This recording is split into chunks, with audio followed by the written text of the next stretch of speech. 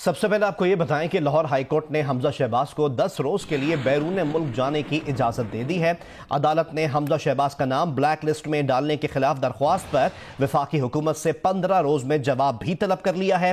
عدالت نے درخواست گزار کے وکیل سے سوال کیا کہ حمزہ شہباز کیا پاکستان مخالف سرگرمیوں میں ملوث ہے؟ وکیل نے جواب دیا کہ ان کے موکل حمزہ شہباز محب وطن شہری ہیں اور پرویز مشرف کے دور میں بھی انہوں نے ملک نہیں چھوڑا۔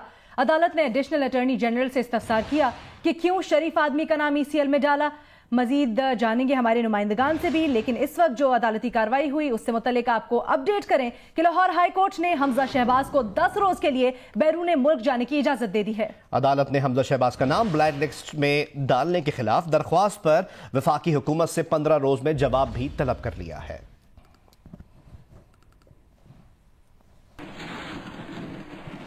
18ویں ترمیم سے متعلق سندھ حکومت کی درخواست پر سپریم کورٹ نے مسترد کر دی۔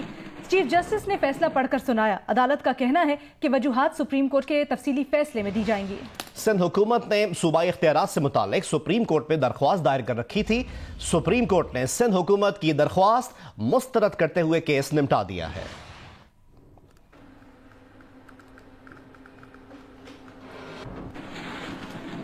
اور اب آپ کو اپڈیٹ کریں، دواؤں کی قیمتوں میں اضافے سے متعلق کیس کی سپریم کورٹ میں سماعت کے متعلق چیف جسٹس آف پاکستان نے اس کیس کی سماعت کے دوران ریمارکس دیے کہ جعلی دواؤں سے گندا بیوپار نہیں ہو سکتا۔ لعنت ہے ایسے لوگوں پر جو جعلی دوائیں بناتے ہیں۔ عدالت نے حکم دیا کہ نیب اور FIA ڈریپ کے خلاف براہ راست ایکشن نہیں لیں گے۔ تحقیقاتی ایجنسی کے سربراہان ڈریپ کے خلاف شکایت کا جائزہ لیں۔ تحقیقاتی ایجنسی اٹارنی جنرل کی مشاورت سے ایکشن لے۔ اور نمائندہ ڈریپ نے عدالت کو بتایا کہ دواؤں کی قیمت میں اضافے کی رپورٹ پیش کر دی ہے۔ ایورسٹ کمپنی کے خلاف 73 FIR درج کروائی گئی ہیں۔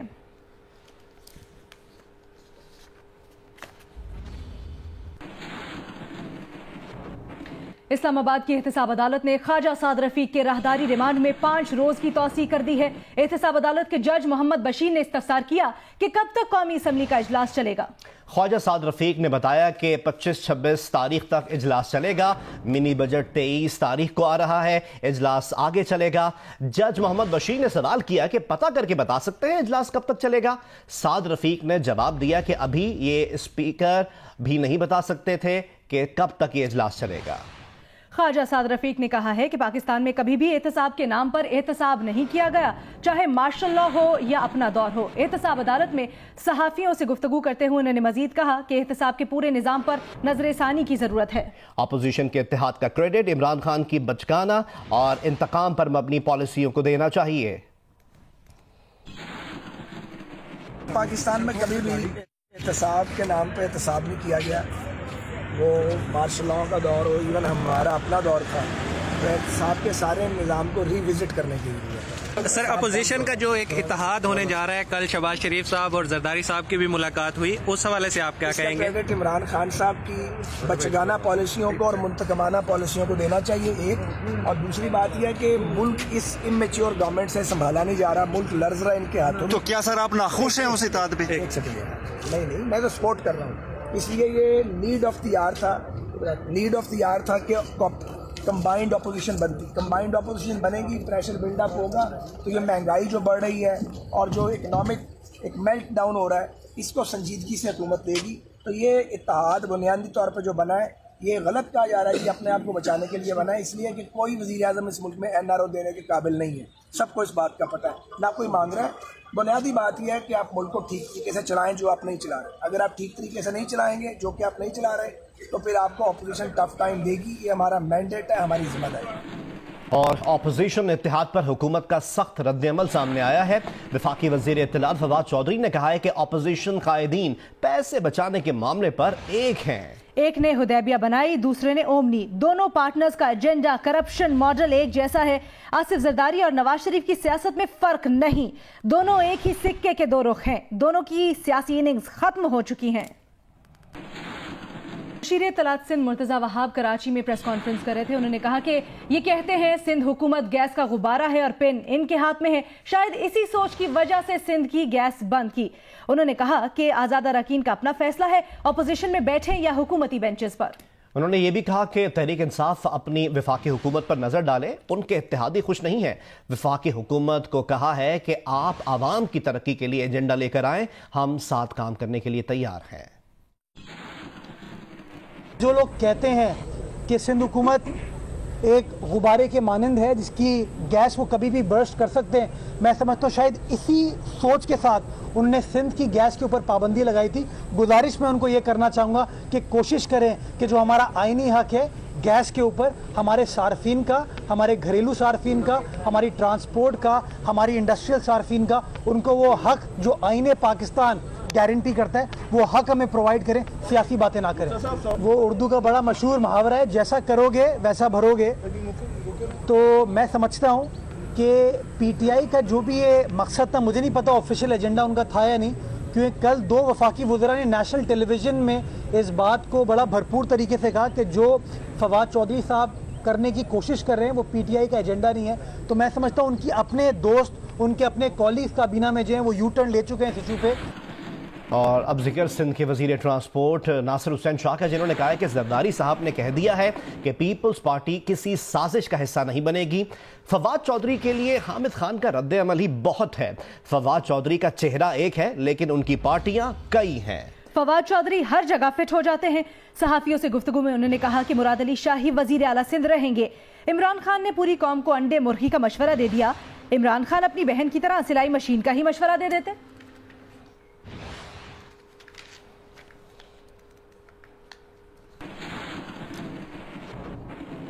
ہنگو میں قاضی پمپ کے قریب خفیہ اطلاع پر حساس اداروں نے کارروائی کر کے 3 دہشت گردوں کو ہلاک کر دیا۔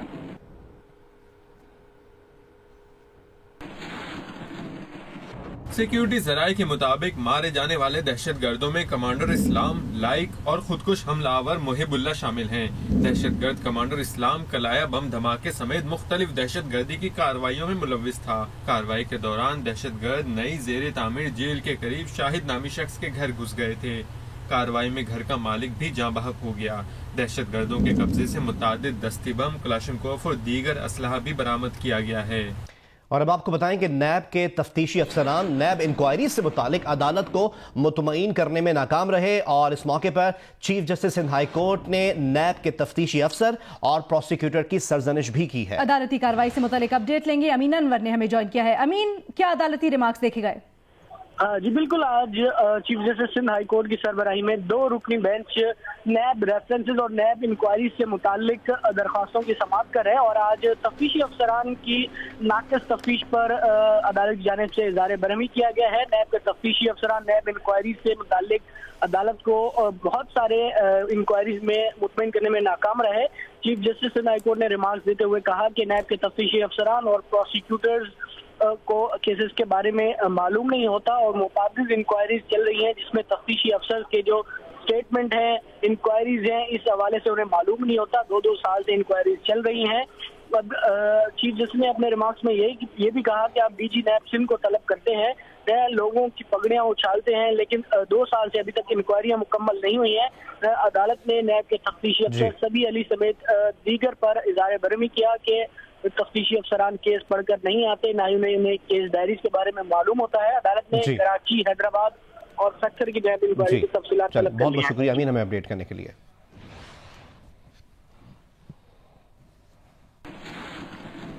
سندھ میں جعلی اسلحہ لائسنس بنانے والا ایک گروہ پکڑا گیا ہے۔ وزیر اعلیٰ سندھ مراد علی شاہ کی زیر صدارت امن و امان سے متعلق اجلاس میں آئی جی نے یہ انکشاف کیا۔ وزیر اعلیٰ نے پی ایس ایل اور نیول انٹرنیشنل امن مشقوں کی سیکیورٹی فول پروف بنانے کی ہدایت کی۔ وزیر اعلیٰ نے نان کسٹم پیڈ اور جعلی نمبر پلیٹ لگی گاڑیوں کو پکڑنے کا ٹاسک پولیس کو دے دیا۔ اجلاس میں وزیر اعلیٰ نے پرائیویٹ سیکیورٹی ایجنسیوں کو گارڈز کی ویریفیکیشن اور بغیر یونیفارم کے پرائیویٹ گارڈز کے اسلحہ لے کر چلنے کی ممانعت پر سختی سے پابندی کروانے کی ہدایت کر دی۔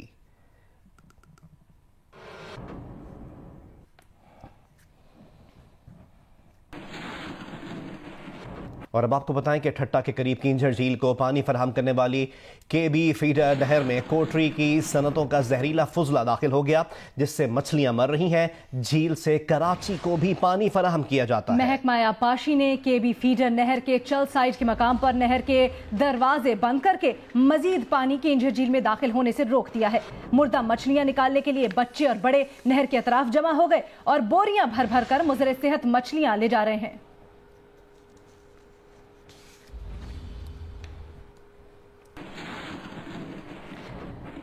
آلو کے کاشتکاروں نے لاہور میں پنجاب اسمبلی کے سامنے فیصل چوک پر گزشتہ روز سے دھرنا دے رکھا ہے۔ مظاہرین نے مال روڈ کے ایک جانب آلو بھی ڈال رکھے ہیں۔ پولیس نے مظاہرین کو منتشر کرنے کے لیے واٹر کینن بھی طلب کر لی ہے۔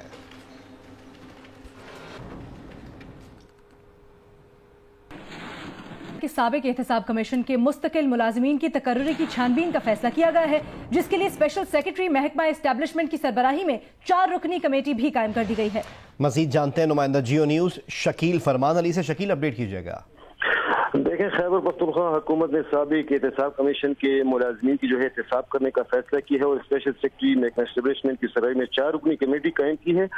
کمیٹی سابق احتساب کمیشن کے جو ریگولر ملازمین ہیں ان کی جو بھرتیاں ہیں ان کی چھانبین کرے گی، اور کمیٹی ملازمین کی تعلیمی قابلیت، تجربہ اور بھرتی کے طریقہ کار کی بھی تفتیش کرے گی، اور ان جو ملازمین ہیں جن کی تفتیش کی جا رہی ہے ان میں کلاس 4 سے لے کر گریڈ 20 تک کے ملازمین شامل ہیں۔ اس کے علاوہ سابق احتساب کمیشن کی جو 107 ملازمین کے مستقبل کا فیصلہ ہے، یہ کمیٹی وہ کرے گی، اور احتساب کمیشن کی جو 22 گاڑیاں تھیں وہ محکمہ اینٹی کرپشن کے حوالے کر دی گئی۔ اسی طرح جو کمیشن کو ملنے والی شکایات ہیں 2300 اور انکوائریاں وہ بھی اینٹی کرپشن کے حوالے کی گئی، اور احتساب عدالت میں چلنے والے 23 ریفرنس تھے وہ بھی اینٹی کرپشن عدالتوں کے حوالے کر دیے گئے۔ اس حوالے سے ہماری سیکرٹری اسٹیبلشمنٹ ارشد مجید سے بات ہوئی، ان کا کہنا یہ ہے کہ چھان بین کا مقصد پتہ چلانا ہے کہ ملازمین کی بھرتی صحیح طریقے سے کی گئی ہے۔ حکومت چاہتی ہے کہ ہر کام میرٹ کے مطابق اور قانون کے مطابق جو ملازمین بھرتی ہیں ان کو یا سرپلس ٹول میں جایا جائے گا یا گولڈن ہینڈ شیک دیا جائے گا۔ ٹھیک، بہت شکریہ شکیل فرمان۔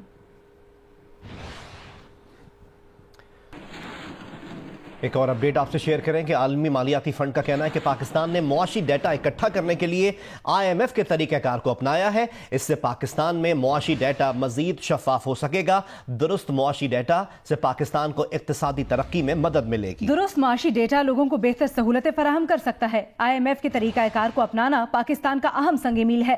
درست ڈیٹا سے پاکستان میں انسانی وسائل کی ترقی میں مدد ملے گی۔ درست معاشی ڈیٹا سے اسٹیٹ بینک، وزارت خزانہ اور ادارہ شماریات کے درمیان رابطہ بہتر ہوگا۔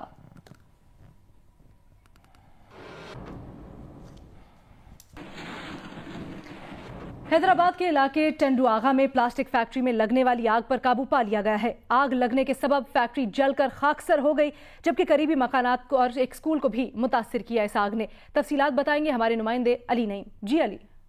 جی بالکل، میں اس وقت ٹنڈو آغا کے علاقے میں موجود ہوں، جہاں پر آج صبح ایک پلاسٹک فیکٹری کے اندر آگ بھڑک اٹھی، جس نے دیکھتے ہی دیکھتے پوری فیکٹری کو اپنی لپیٹ میں لے لیا تھا۔ اس آگ کے اوپر 5 سے 6 گھنٹوں کے دوران قابو پا لیا گیا ہے اور اب کولنگ کا عمل جاری ہے۔ 6 فائر ٹینڈر تھے جنہوں نے ریسکیو کے عمل میں حصہ لیا۔ ہمارے کیمرامین قاضی شکیل آپ کو دکھائیں گے، یہ وہ فیکٹری ہے پلاسٹک کی جہاں پر پلاسٹک دانے کا کام ہو رہا تھا، اور پلاسٹک فیکٹری یہاں پہ جو پلاسٹک کی تھیلیاں وہ بھی بنتی ہیں۔ پوری فیکٹری جو ہے وہ جل کر خاکستر ہو گئی ہے۔ یہ وہ پلاسٹک دانہ ہے جو یہاں پر جس کا کام ہو رہا تھا، اور اس پلاسٹک دانے کی وجہ سے جو آگ ہے وہ بہت زیادہ بھڑک اٹھی، اور اس آگ نے جو فیکٹری سے جو متصل گھر ہیں ان کو بھی متاثر کیا۔ اس کے ساتھ ہی ساتھ برابر میں ایک گورنمنٹ اسکول ہے اس کو بھی متاثر کیا ہے۔ کئی مقامات کے اوپر جو ہے وہ جو پلستر ہے وہ بھی جھڑ کے گرا ہے، اور اس کے ساتھ ہی ساتھ یہاں پہ آپ دیکھ سکتے ہیں کہ یہ جو دیوار ہے یہ بھی گری ہے، اس کا یہاں پر ملبہ بھی نظر آ رہا ہے۔